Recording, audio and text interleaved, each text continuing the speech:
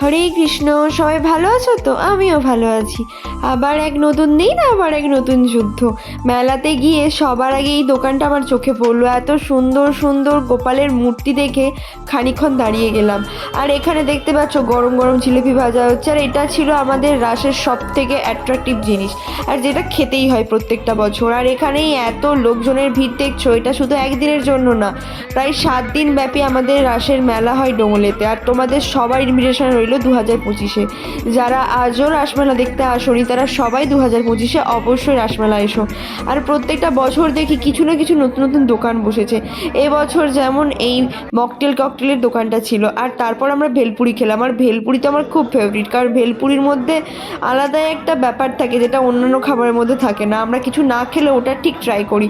আর তারপর চারপাশটা ঘুরে দেখলাম, অনেক অনেক ক্লিপ নিলাম তোমাদের জন্য ছোট ছোট, যাতে তোমরা পুরো মেলাটাকে এই ক্লিপের মধ্যে দিয়ে দেখতে পারো।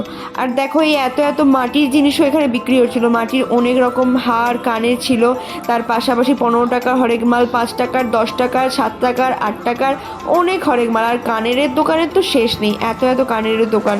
সত্যি কথা বলতে ব্রিজের এপার থেকে শুরু করে ওপার অনেকটা জায়গা জুড়ে মেলা হয়। এতটা জায়গা জুড়ে মেলাটা যে হয়, মানে তোমরা দেখে শেষ করতে পারবে না, পা ব্যথা হয়ে যাবে। এত মানুষের ভিড় প্রায় 7 দিন ধরে থাকে, একটা দিনও কম ভিড় হয় না, কারণ মানুষ এতটাই এই মেলাটাকে পছন্দ করে। তো ওই দিনকে প্রথম দিন আমি আর দিব্যা এসেছিলাম, কিন্তু নেক্সট দিন আমার সাথে সোনালি এসেছিল। সোনালিকে আমি কলকাতা থেকে নিয়ে এসেছিলাম। তো ভাবতে পারছো, কলকাতা থেকে মেয়েটা এসেছে আমাদের রাসমেলা দেখতে। তো ওকে এখানে নিয়ে এসেছিলাম মেলা দেখার জন্য। আর ওর রিভিউ ছিল, ভাই দারুণ মেলা, এরকম মেলা আমি কখনো দেখিনি। সত্যি কথা বলতে রাসমেলা নিয়ে আমি যতই বলবো তত কম হবে, কারণ এটা আমাদের ডোঙরের ছেলে মেয়েদের কাছে ইমোশন। এত এত দোকান বসে, এত এত খেলনার দোকান, মিকি মাউস, ব্রেক ডান্স থেকে শুরু করে বিভিন্ন জিনিসপত্র থাকে।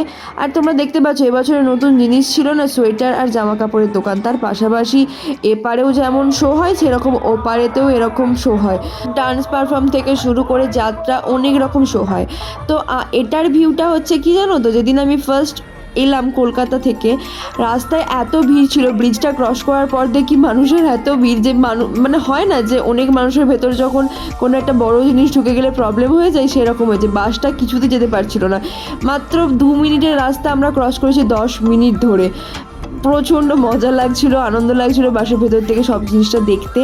আর এখানে দেখতে পাচ্ছ আমাদের কেনাকাটা শেষ হচ্ছে না, কারণ এখানে 7 টাকায়, 8 টাকায়, ইভেন 5 টাকাতে এত সুন্দর সুন্দর জিনিস এত পেরেছি জাস্ট স্টোর করে নিয়েছি, কারণ সারা বছরের ক্লিপ স্টোর করতে হতো।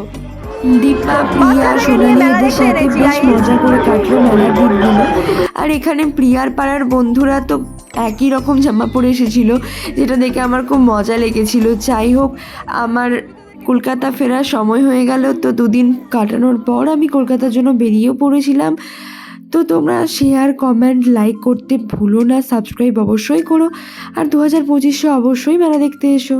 নেক্সট ব্লগে দেখা হবে, টাটা।